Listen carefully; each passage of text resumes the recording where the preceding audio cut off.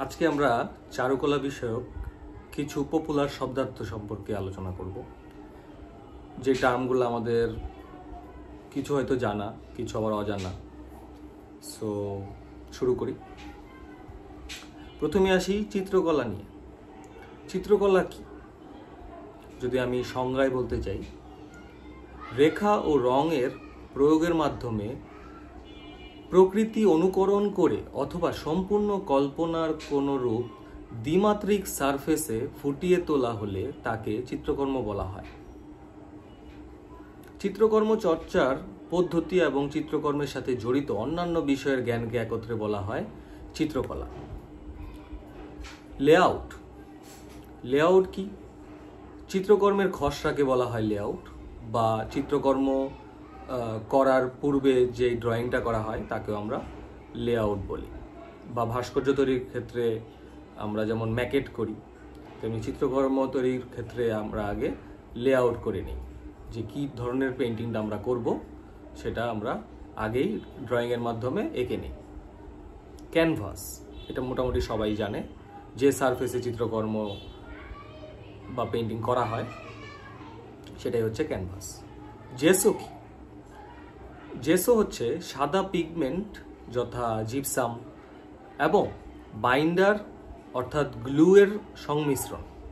মূলত জেসোটা পিগমেন্ট এবং বাইন্ডার দুটা মিলিয়ে তৈরি করা হয়। এবার পিগমেন্ট কি? পিগমেন্ট হচ্ছে রং, এক কথায় যদি বলতে চাই রং।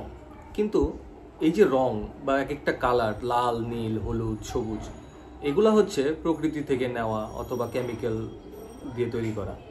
কিন্তু শুধু কালার আপনার ক্যানভাসে বা পেপারে লাগে না, বা কালার করলে ওটা পড়ে যাবে। এটার জন্য দরকার হয় আঠা বা গ্লু বা বাইন্ডার। ওই আঠাটা পিগমেন্টের সাথে যখন একসাথে মিশানো হয় তখনই আঠাটা পিগমেন্টটা বা কালারটা স্ট্রং হয়, যেটা খুব সহজে আপনার ক্যানভাসের সাথে বা সারফেসের সাথে লেগে থাকে।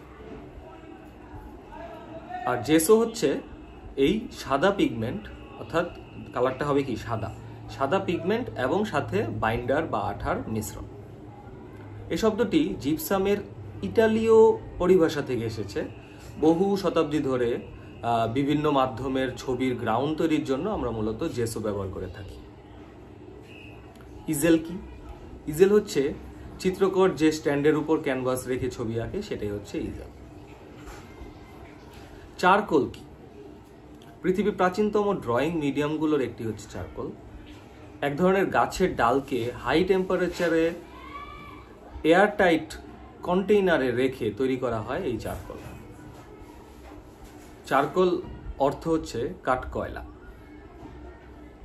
হিউ কি? Hue, HEU, hue. আপনারা যারা কম্পিউটারে ড্রয়িং করেন অথবা কম্পিউটারে কালার ইউজ করেন, ফটোশপে অথবা বিভিন্ন অনলাইন বা বিভিন্ন অ্যাপের মধ্যে দেখতে পাবেন হিউ কথাটা লেখা থাকে কালারের ক্ষেত্রে। হিউ হচ্ছে কোনো নির্দিষ্ট একটা রঙের নাম, অর্থাৎ যা নির্দিষ্ট কোনো রঙকে বোঝায়, যেমন নীল, লাল, হলুদ, সবুজ, এগুলো হলো কি হিউর উদাহরণ। ভাষাগতভাবে বাংলায় হিউর যথার্থ কোনো প্রতিশব্দ নেই।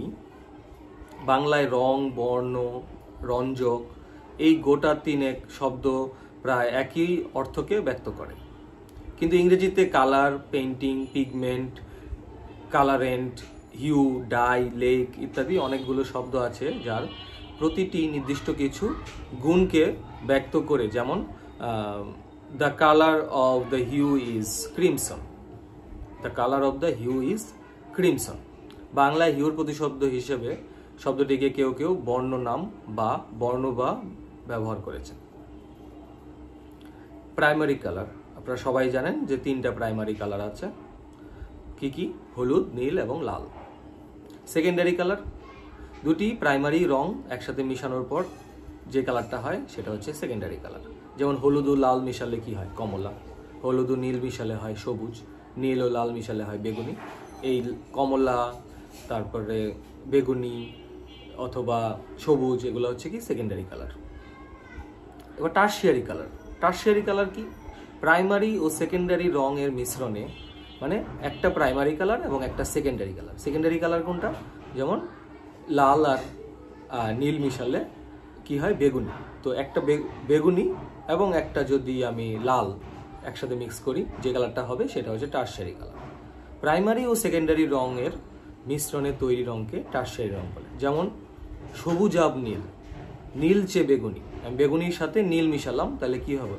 নীলের আধিক্য যদি বেশি হয় তাহলে কি হবে? নীলচে বেগুনি। কমপ্লিমেন্টারি রং কি?